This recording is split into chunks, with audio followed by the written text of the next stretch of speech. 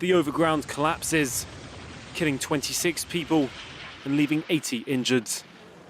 It happened on the 3rd of May, but the consequences will be felt in the long term. For millions of people living in the poorer suburbs of Mexico City, their commute has turned into chaos.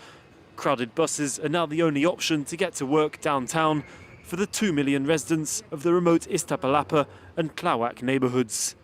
It takes me twice the time it used to with the metro. Now it takes me 2 hours and a half to get to my workplace. On average, I used to spend 10 or 15 pesos a day on transport. Now I spend 40 pesos. And on its way, the bus breaks down. Now I have to take another bus, but they're so crowded. I have to look for another option, but I'm running late already. Hundreds of thousands of new homes have been built in these faraway neighbourhoods over the past decades. Their population has skyrocketed, but public services haven't followed. Mexico City is now home to 23 million people, and in Tláhuac, the situation has worsened with every crisis. The 1985 and 2017 earthquakes and the pandemic have sent more and more people to places lacking the adequate public services and quality of life. Here, water is scarce. This neighborhood was one of the most affected by the pandemic in the city. The 2017 earthquake has left a giant concrete gash.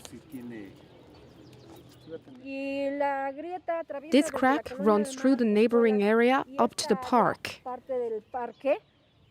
We were told nothing would be done about it, that we must learn to live with it.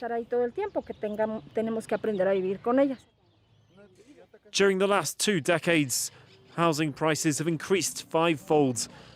More than 1 million residents on lower incomes have been pushed to the outskirts, marginalised from any social progress. Now authorities are making plans to build new homes in the city centre for low-income households. That's already how it works in many countries. France, Germany, Italy, the United States. A third of the housing units built for sale should be made available to low-income families. But gentrification is happening in front of their eyes. Jorge Baca was born in Santa Maria la Ribera. Located close to downtown Mexico City, it used to be a working-class neighborhood. There used to be a very old shoemaker here. They sold the property, and now they're going to build apartments.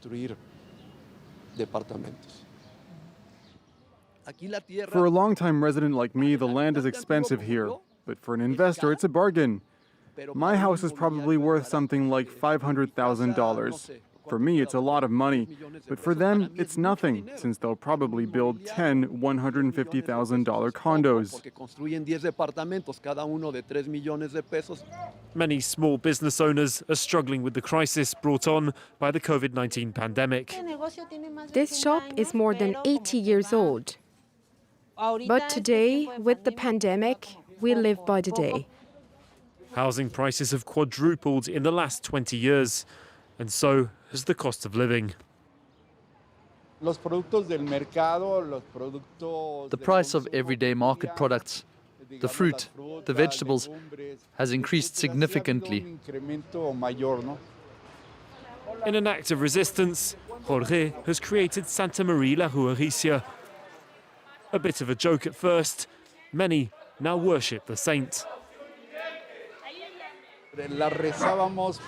We prayed to her to ward off red tape and corrupt officials, and also gentrification. He's been trying to alert his neighbours about gentrification for years. Take a house with a broken window. The next day, an investor buys it, replaces the window, renovates the exterior, and puts in new streetlights. Everyone will say, "This is great, the neighborhood looks better." Sure, but it's not better for you. You're next in line to be kicked out.